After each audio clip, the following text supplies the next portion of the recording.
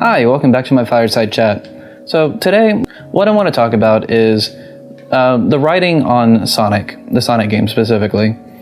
I'm not going to talk about the movie today. So right now, one of the lead writers for the Sonic games is Ian Flynn. And for those who don't know who Ian Flynn is, he's an American-Canadian writer who has written a lot of things, and specifically a lot of things for Sonic. He started with the Archie comic books. He is currently writing the IDW comic books. He did a few episodes for Sonic Boom, and amongst other things. One thing that I've always felt is that people, just in general, wanted Ian Flynn to be the writer for the games, because the games, honestly, their writing has not been very good for a long time.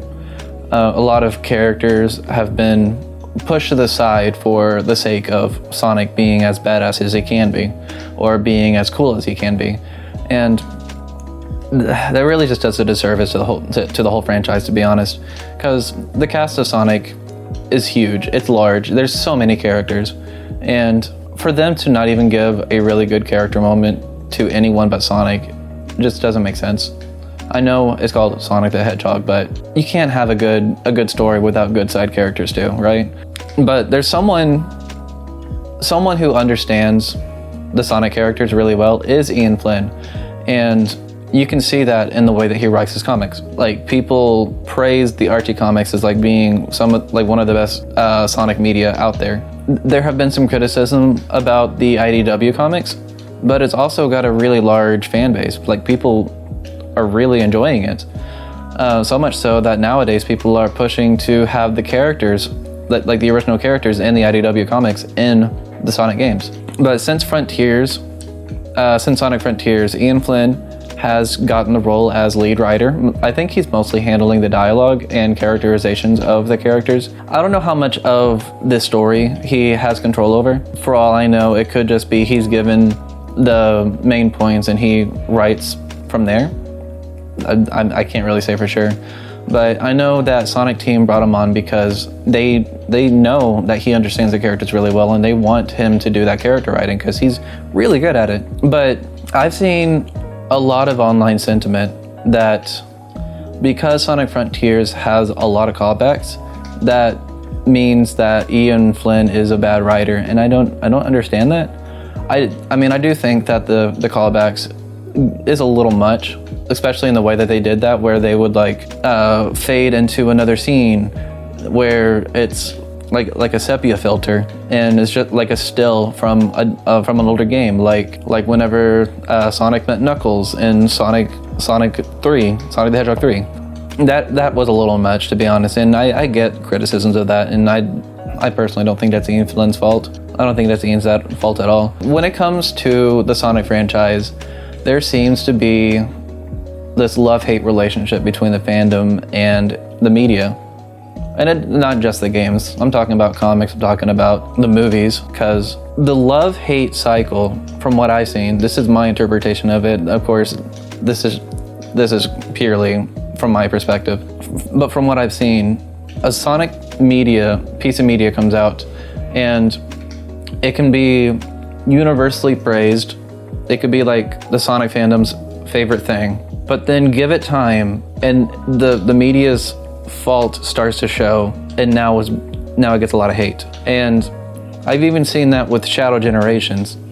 I've seen that with Sonic the Hedgehog 3, even though it's the best of the three movies. It just seems like it doesn't take long for the fandom to just flip on the new piece of media, even if it's good.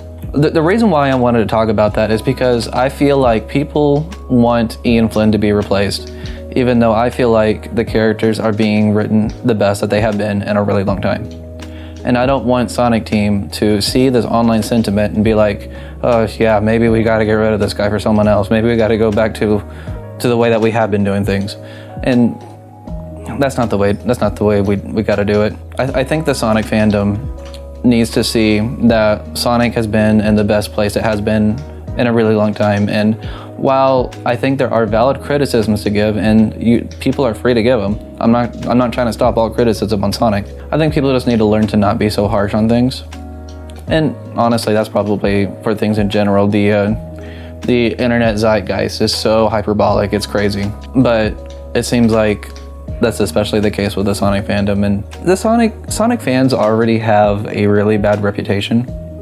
If you look at the way that the Sonic versus Genshin Impact with the whole Game Awards scenario played out, I can understand why people might have a bad view of the Sonic fandom, and I think we really need to turn that around. I think as a community, we just need to do better. And that's not even just talking about Ian Flynn, that's talking about things in general. What I want from the Sonic community is for everyone to be more welcoming, for them to be more willing to overlook small flaws, I guess. I'm not saying that Ian Flynn's writing is perfect, but I do think it is the best that has ever been. Let's go into some specific examples. I think the two characters that he has done the most justice to is Knuckles and Shadow. For the longest time, people viewed Knuckles as a knucklehead. He is viewed as like this big, brawny guy who isn't really smart. He's strong, but he's not very smart. But when you look at the way he is characterized in Sonic Frontiers, and there's a piece of animation that came out before Sonic Frontiers came out, just about Knuckles. And if you watch that, you can see that their writing of Knuckles is so much better. He's characterized in the way that I feel like he should be. He's very smart and knowledgeable about the things that he knows about, but because he is a loner, because he is the guardian of the Master Emerald and doesn't see much of the world, he isn't very knowledgeable about a lot of things. That doesn't mean he's not smart. He's good at fighting. He's good at knowing architecture and rocks and shit like that. He's just a badass, you know? And then there's Shadow. I feel like Sonic, since Sonic Adventure 2, or even Shadow the Hedgehog, the games just have not done Shadow any service. He's been seen as like this brooding, dark guy, edgy guy, who is like for a mature audience, right? I honestly do feel like that maybe that they just didn't know what to do with Shadow for a really long time. They might have felt like they have done everything they could do with him since Shadow the Hedgehog, or even since Sonic 06, because he did have some good moments there. But when you look at Shadow Generations, and I want to talk about the animation for Shadow Generations real quick, I feel like that's like the best Shadow's ever been written. You can see that he has his past that's coming back to haunt him. He's actually showing genuine emotion, and you can see that he's trying to push away those emotions so he can get his mission done, but it still very much haunts him. And I think that's a really cool interpretation of the character. I feel like that's where he needs to be, because he is such a tragic character, because he has a lot of bad things that have happened to him. Again, that goes back to Ian Flynn understanding the character and able to write him better, both him and Knuckles. And then, of course, my favorite character, Tails, has been mischaracterized since probably Sonic 06, to be honest. Ever since Sonic Unleashed, he's been reduced to this cowardly character who's only there as support and only support. He doesn't really do anything. Anytime he runs into conflict, he cowers. And there was an entire character arc in Sonic Adventures where he learned that he doesn't need to rely on Sonic, that he has his own strength and that he can overcome conflict with his own strength. But since Sonic Unleashed, he's been reduced to this cowardly character who relies on Sonic. He's been pushed back. And I know with Sonic Frontiers, they're trying to make all of the Sonic games one cohesive storyline, and that's honestly, I don't understand. Like, I don't think they should do that. I think they should either make different canons within the Sonic games, or like just start from scratch, make a whole reset. But with Sonic Frontiers, they had Tails acknowledge his own regression and